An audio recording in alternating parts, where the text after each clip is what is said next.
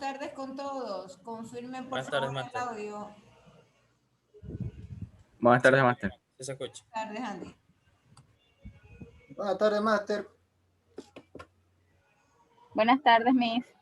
Buenas tardes, Yelania.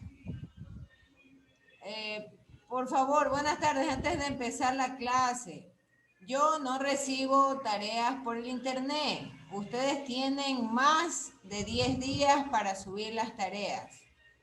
Si no alcanzan en ese tiempo, pues las suben como atrasados. Por favor, no voy a recibir... Luisa, buenas tardes. Tienen más de 10 días para subir tareas. Y 10 días en los cuales ustedes pueden no solo subir desde su casa, sino desde cualquier sitio que encuentren. Igual eso, si ya lo suben tarde, ya está penalizado y se va a quedar como tal. Por favor, eso tengo que recordarles porque no puede ser que todavía a estas alturas me estén enviando tareas por el internet, por mi correo. Tienen que subirlos a la plataforma. En la plataforma tienen 4 opciones para 4 archivos subir, por falta de uno. 4 archivos. Así que si se equivocaron en el primero, pueden enviarlo en el segundo, pueden enviarlo en el tercero o en el cuarto.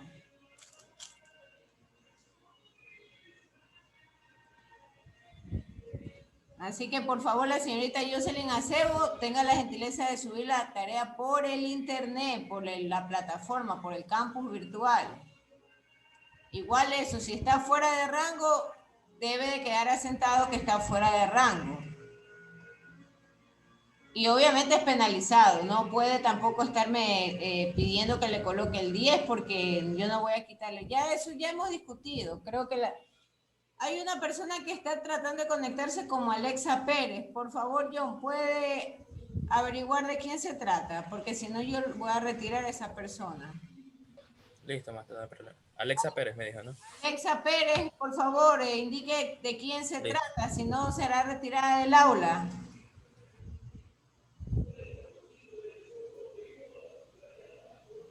Buenas tardes, por favor. ¿Quién está conectado como Alexa Pérez?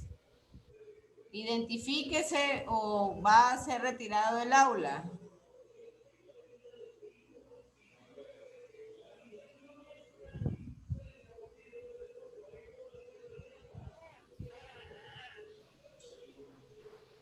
Máster, buenas tardes. Luisa, ¿cómo está? Buenas tardes. Máster, yo necesito un jalón de oreja, máster. ¿Qué ha pasado? Subí mi tarea con 53 minutos atrasada, pero de igual sí se pudo subir.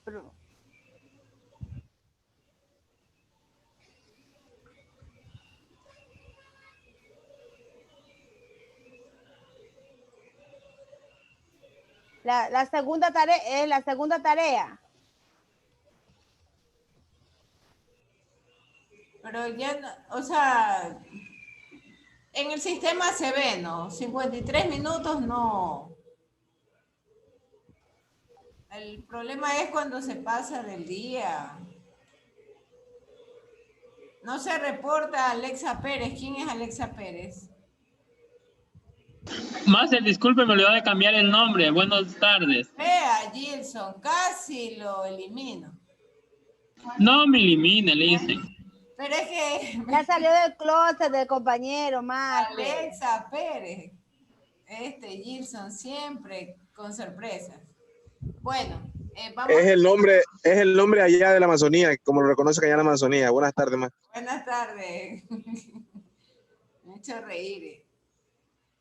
Bien, buenas tardes con todos y bienvenidos a su clase de zoología, bases teóricas 3. El día de hoy, 21 de diciembre del 2020. Entonces, en la parte de vertebrados, nosotros tenemos que el día de hoy cubrir las aves, ¿no? Las aves y como tal los mamíferos. Entonces, las aves, ellas han sufrido adaptaciones importantes. Y digo que ellos tienen o son fruto de un grupo de adaptaciones importantes porque de acuerdo a los expertos y a los estudiosos en esta área de la genética, encuentran como evidencia que las aves que hoy en día conocemos son producto de la evolución de los reptiles. ¿Y cuál es la evidencia para afirmar aquello? ¿No? Justamente por las escamas que tienen en sus patas. Entonces, en las patas, esas escamas es un indicador para los estudiosos de la parte de evolución genética, que ellos provenían justamente de aquellos reptiles que en algún momento desarrollaron el mecanismo para volar. Y eso sabemos que no es una fábula ni es una historia, ¿no? Entonces, las primeras especies reptiles en la Tierra, algunos tenían la capacidad de volar. Y de hecho hay fósiles que lo demuestran como tal. Ese es el famoso caso de los pterodáctilos. Y hay un sinnúmero también de reptiles que volaban, ¿no? Entonces, estas primeras criaturas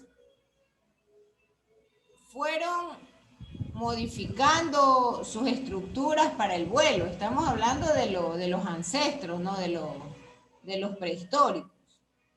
Y por supuesto, se menciona que esto sucedió hace aproximadamente 150 millones de años. Entonces, las aves que hoy en día conocemos también han tenido modificaciones en cuanto a las plumas, en cuanto al tamaño, los huesos como tal, para que pesen menos, son huesos huecos. Entonces, esa es la estructura de las aves. Y muchas de las demandas fisiológicas de estas especies para los vuelos, justamente también responden o van alineados al tema de la capacidad de respiración, la capacidad de almacenamiento de oxígeno y por supuesto lo que es el bombeo de la sangre corporalmente. De manera tal que, por ejemplo, las aves son, y se conocen que son animales de sangre caliente.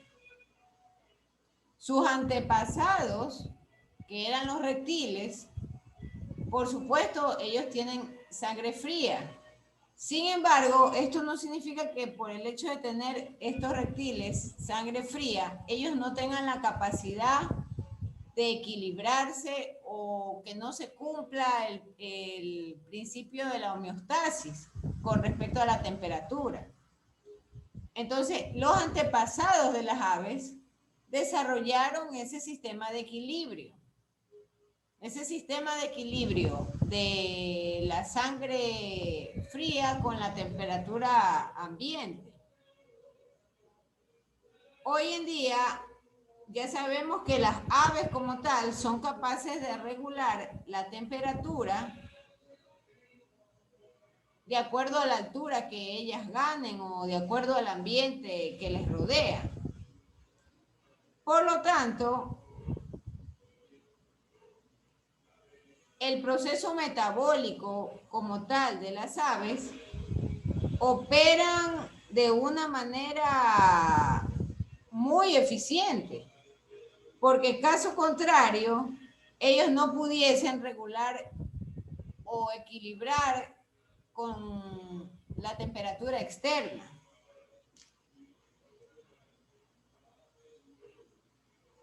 Ahí tenemos en pantalla algunas de las características.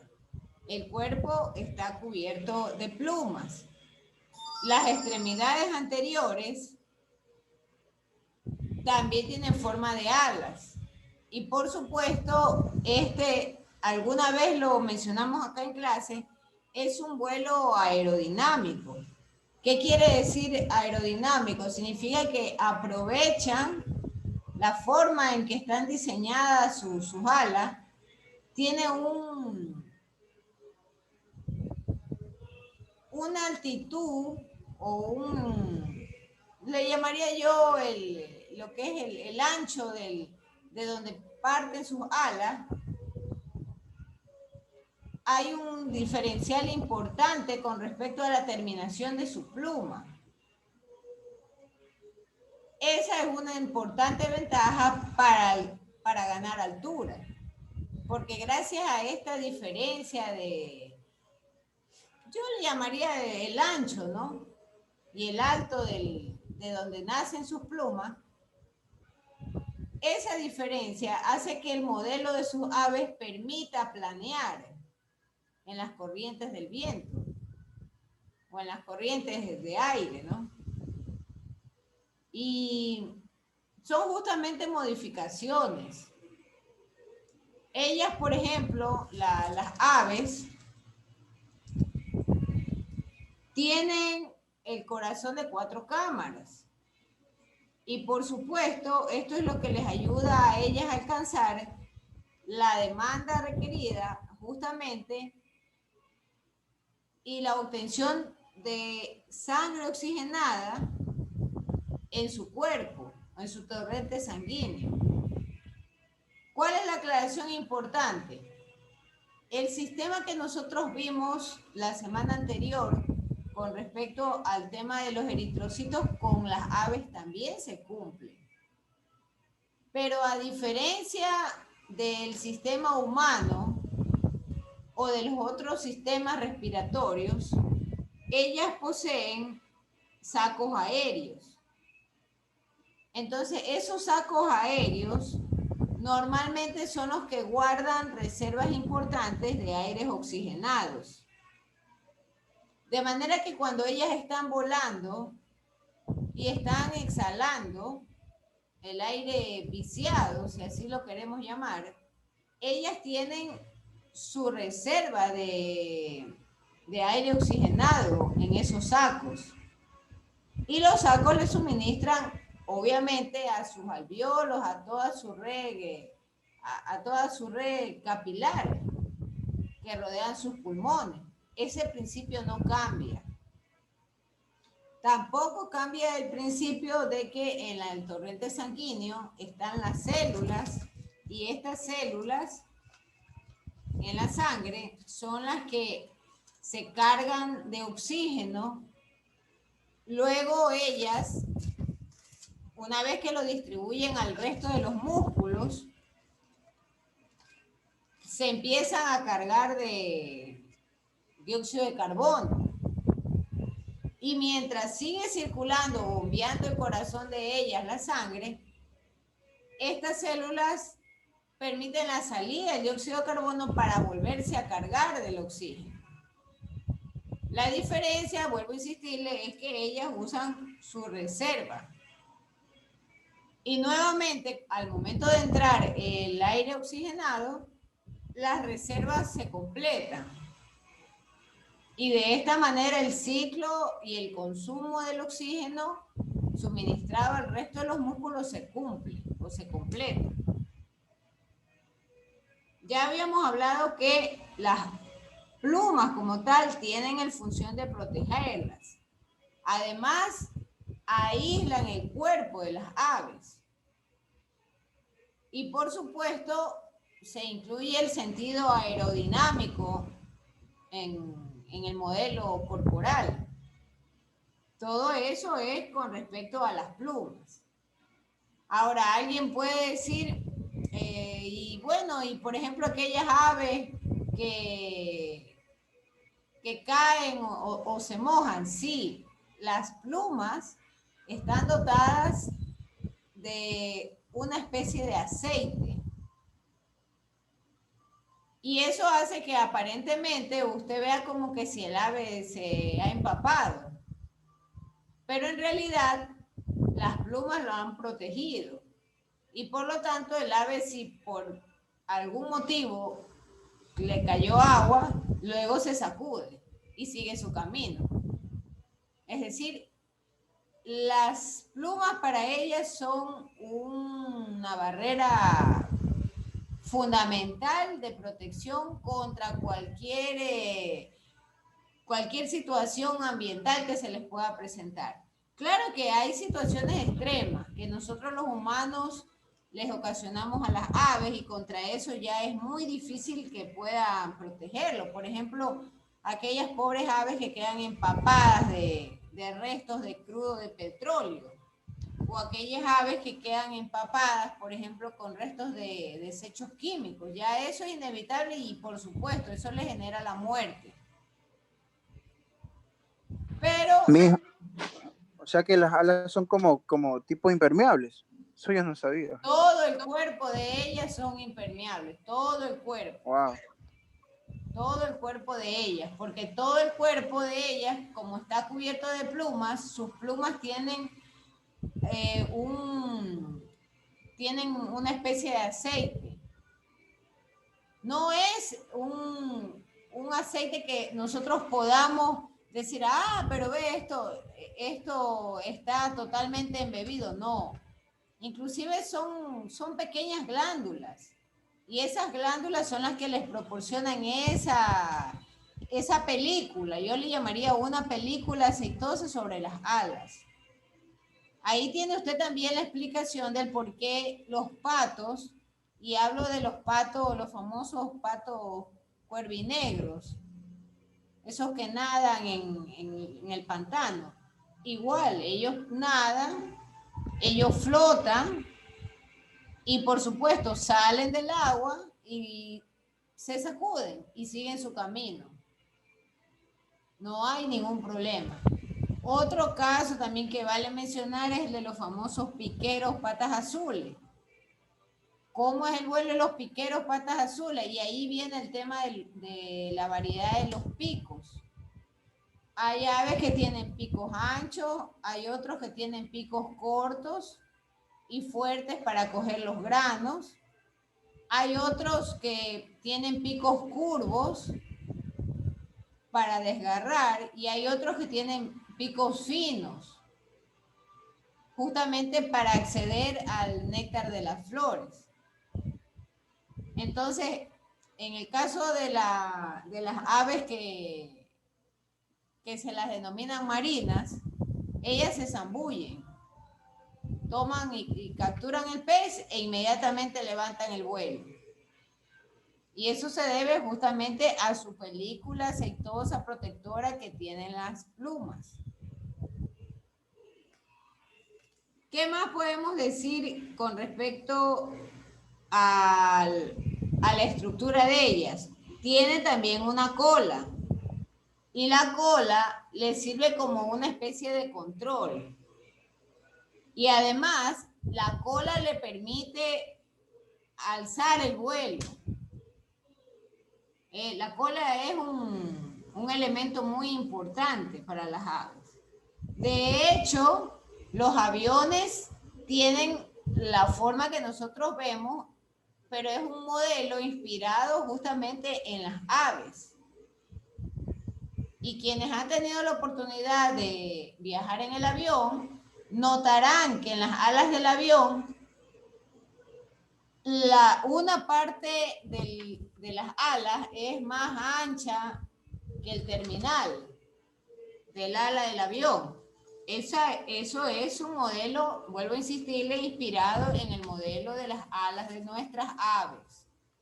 Porque esos son los famosos modelos aerodinámicos. Esos son los modelos aerodinámicos. Ya hemos hablado que las aves tienen pulmones y tienen sacos también. Estos sacos son complementarios para la reserva del oxígeno. Ya sabemos también que las aves no tienen dientes. Tienen un pico en su boca. Y son ovíparos porque nacen de huevo. Ya vamos a conversar sobre esta última condición. Concluyamos con los huesos. Entonces, los huesos de las aves son huecos. La razón es para reducir el peso del esqueleto y reducido el peso del esqueleto a una fracción, en realidad, del peso global, a ellos se les hace más fácil la movilidad y alcanzar alturas. Con respecto al tema de los huevos, las aves normalmente tienen un solo ovario. Esa es una diferencia importantísima. Porque como ellas, las aves hembras, tienen un ovario, entonces ellas no cargan con el feto o no cargan con su embrión todo el tiempo. Ellas lo que hacen es, generan ese ovario, se convertirá en un huevo con cáscara y por supuesto el resto del tiempo se lo atribuye justamente a una cuestión del medio terrestre, porque luego liberan su huevo y se completa el crecimiento de su cría.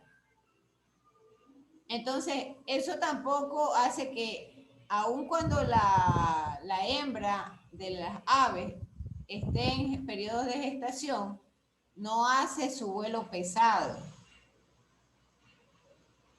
Finalmente, está el sistema nervioso de las aves. Y el sistema nervioso también se adapta a las necesidades energéticas de ella por el tema del vuelo. Y por supuesto, el sistema nervioso genera un balance importante que a su vez tiene como característica una visión aguda. Tiene un sistema sensorial muy activo. Entonces, esas son las características de las aves. Y hasta ahí completamos el tema aves, ¿no? Para entrar a los mamíferos que poseen pelos y que además ellos poseen o generan leche para sus crías. Hay toda una serie de investigaciones también. Por ejemplo, bueno, con ustedes creo que sí se conversó sobre el tema de los pinzones en las Islas Galápagos. Entonces, Darwin, que era estudioso de estas épocas, de todas estas especies, Charles Darwin, y él de hecho pasó enclaustrado en nuestras Islas Galápagos, ¿no? Estudiando el desarrollo de los pinzones. Y en esos estudios, él logra hacer un seguimiento importante con respecto a la forma del pico del pinzón, del pájaro pinzón. Y lo que es más, sus estudios demuestran y arrojan que los antecesores de los pinzones tenían el pico más curvo y un poco más ancho.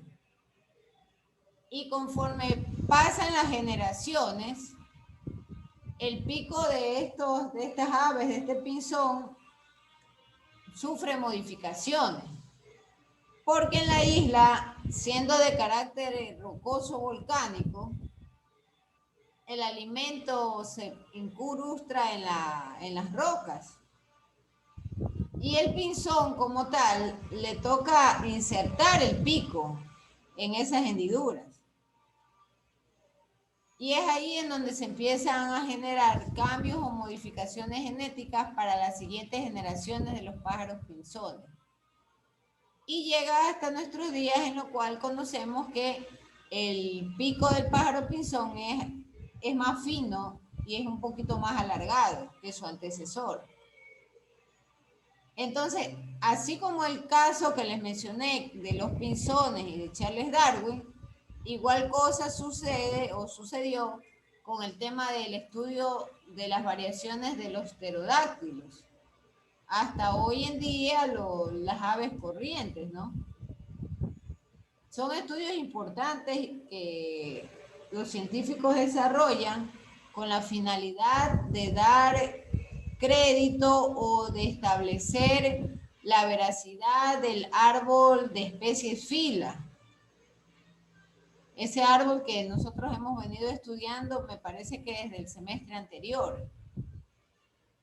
Entonces, la finalidad es reforzar ese concepto. Ahora vuelvo a insistir, no es el afán de esta clase entrar a ninguna polémica, lo que se llama religioso, espiritual, ni tampoco estamos hablando de que no haya por detrás algún tipo de diseño supremo, ¿no? O divino. Pero todo esto es parte de un desarrollo y de una secuencia de eventos. Las especies no somos producto, y eso inclusive hasta Einstein lo mencionó, no somos producto del azar, no somos tampoco producto de un solo evento. Todas las especies somos producto de un conjunto de modificaciones que también están muy, pero muy ligadas al tema ambiental. Entonces, por ejemplo, el reptil, que aparentemente uno dice, bueno, es de sangre fría y punto, y se termina ahí, no es tan cierto, porque el reptil, aún de sangre fría, cumple el principio de equilibrio. Cómo está la temperatura externa y busca balancearlo. Y buscando balancearlo, es ahí en donde se encuentran las modificaciones muchas veces para las siguientes generaciones. Entonces, lo mismo sucede o ha sucedido con las aves. Todo depende de cómo sea el entorno, cuáles son los factores abióticos que le rodean. Y vale la pena recalcar que los factores abióticos están asociados a la temperatura, a las precipitaciones pluviales, a la calidad del suelo, a la calidad del agua, a la salinidad, eso es muy importante, al potencial de hidrógeno, al pH, y a todo el conjunto de minerales que pueden encontrarse en el entorno.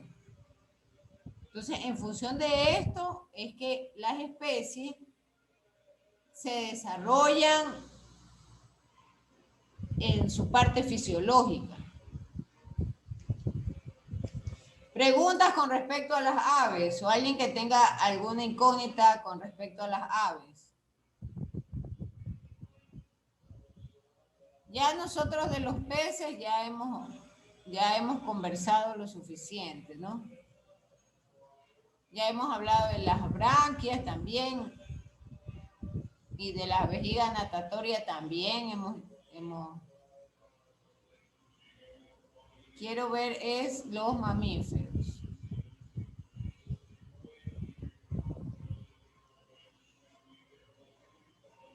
A ver, los mamíferos.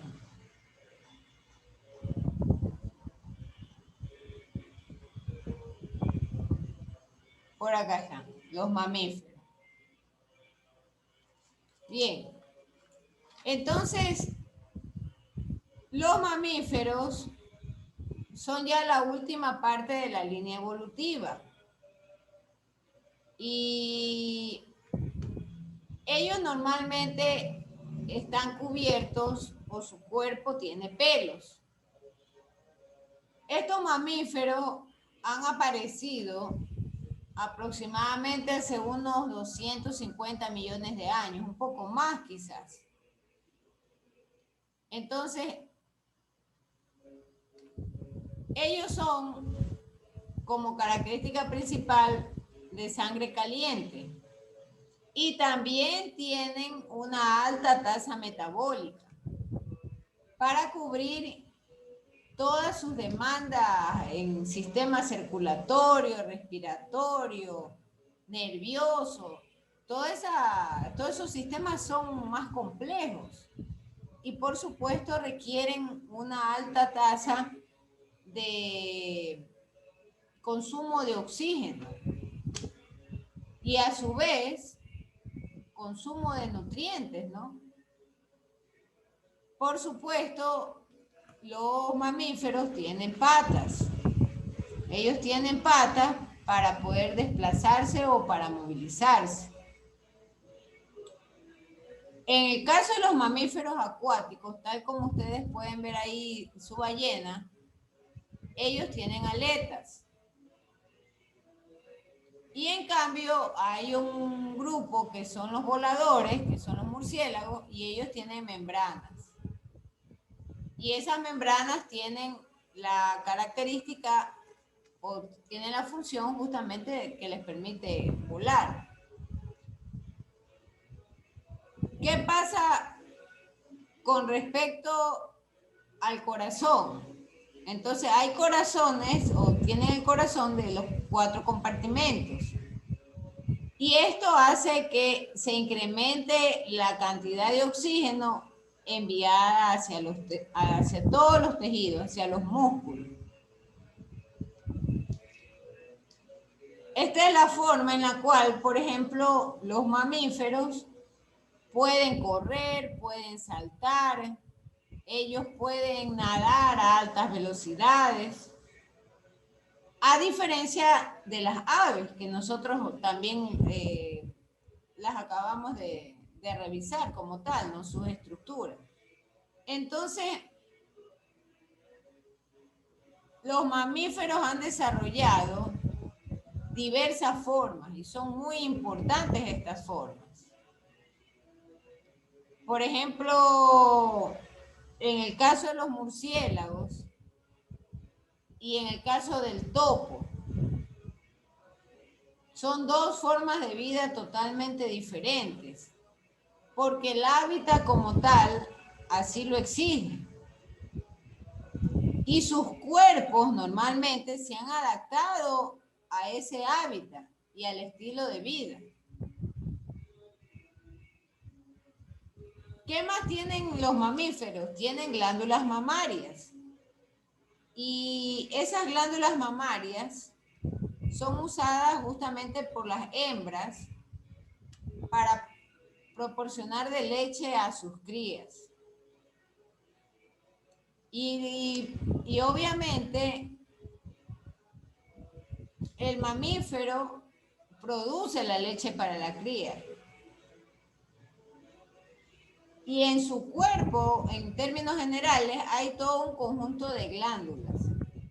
Hay glándulas sebáceas, hay glándulas sudoríparas, hay glándulas odoríparas, y todas ellas cumplen una función, combinado con el tema de tejidos y combinado con el tema muscular. Y los órganos, esto es muy importante, la distribución de los órganos, ¿no? Hay unas especies que tienen una importante excepción dentro de los mamíferos, y es el caso de los monotremas. ¿Qué es el monotrema? Por ejemplo, es el caso del ornitorrinco.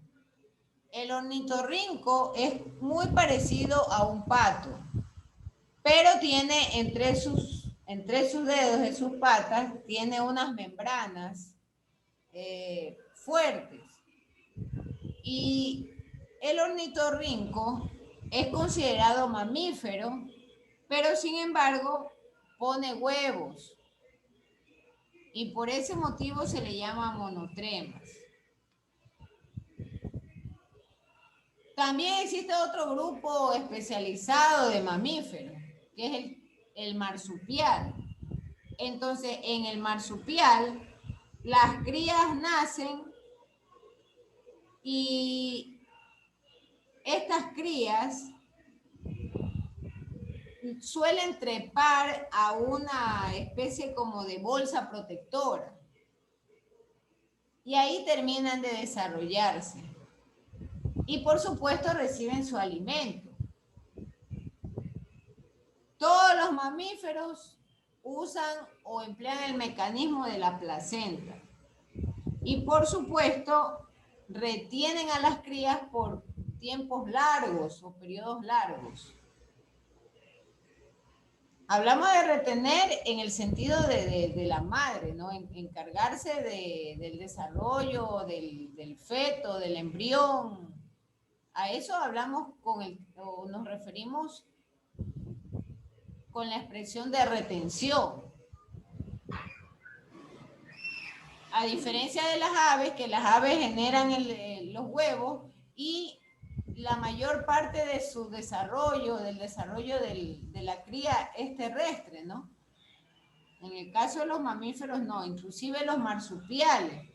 Los marsupiales emplean este saco, la cría nace y se queda ahí en ese saco. Y en ese saco se sigue alimentando hasta que se completa su desarrollo, su desarrollo y ya pueda salir, ¿no? del saco. Entonces, el sistema nervioso, para culminar, el sistema nervioso de los mamíferos también ejerce una parte importante del éxito de su desarrollo biológico. Y el cerebro se encuentra más desarrollado que las otras clases de especies. Los mamíferos además también tienen ciertas alteraciones de comportamiento de acuerdo a las situaciones o lo que perciban en el entorno. Bien, hasta ahí habremos nosotros concluido el capítulo del reino animal, tema de los vertebrados, de su libro de Audersi. Por favor, repasar en su libro de Audersi el capítulo correspondiente al reino animal, en donde están los invertebrados y los vertebrados. Las preguntas van a salir justamente de la parte final que dice resumen de conceptos claves. Y habrán preguntas en el banco de su campus virtual relacionado al cuestionario que se encuentra en la última parte del capítulo bajo el título de revisión de conceptos. Entonces, resolver por favor eso y bueno, espero entre esta semana y la siguiente subir ese banco de preguntas. No sé si haya alguna inquietud. Vamos a llegar hasta ahí con el tema, hemos cerrado el día de hoy el tema de vertebrados. Espero ya mañana entrar a la parte de química orgánica, ¿no? Vamos a procurar ganar. Hubo una resolución, por cierto, que salió el día viernes. Entonces, de acuerdo a la comisión interventora, las clases son hasta el 23 de diciembre. En la tarde de hoy, tarde-noche, voy a enviarle a los cabezas de grupo dicha resolución. Entonces, nuestra última clase de este año sería, Dios mediante, el día miércoles. Por favor, prender las cámaras aquellos que estén en la posibilidad para poder tomar la foto del curso. Hemos culminado con 24 personas. Andy Gutiérrez, Angie Barahona, Dayana Plúa, Denise Barahona, Erika Miranda, Gilson Cabrera, Guillermo Arboleda, Henry González, Jinson Lynch, John Navarro, Jonathan García, Jorge Ochoa, Jocelyn Acebo, Lai Zamora, Libe Montes de Oca, Luisa Vera, María Barrio Nuevo, Marta Cajamarca, Mabelín Zambrano, Michelle Arizaga, Pedro Bone, Rudy Lucín, Wilfrido Payo y Yelania Figueroa.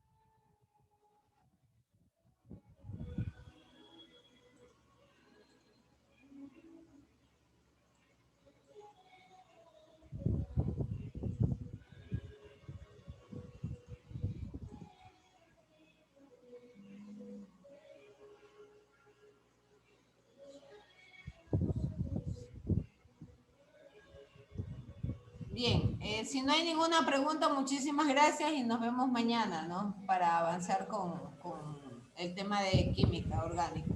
Máster, disculpe, el compañero Gabriel Cedeño dice que no ha podido ingresar a la clase porque ha tenido, parece, un problema en el sistema. Allá no, bueno, él ha estado asistiendo, ¿no? Ya, muchas gracias por el aviso. Ya, máster. Gracias.